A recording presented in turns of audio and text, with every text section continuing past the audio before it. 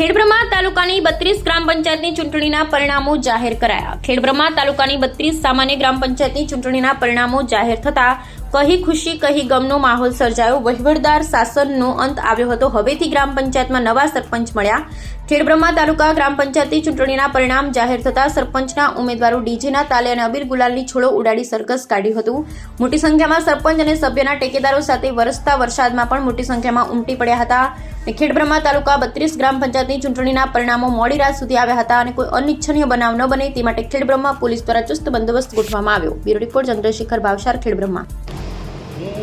રોદ્રા ગ્રામ પંચાયતની ચૂંટણી આવેલી હું સરપંચ તરીકે ઉભો રહેલો। 3 ઉમેદવાર હતા જેમાં મને 422 વોટ આપી ગ્રામજનોએ જે જંગી જીતથી જીતાડ્યો છે તો હું એ લોકોને વિકાસના કામો કરીશ અને એ લોકોનો ખૂબ ખૂબ આભાર માનું છું।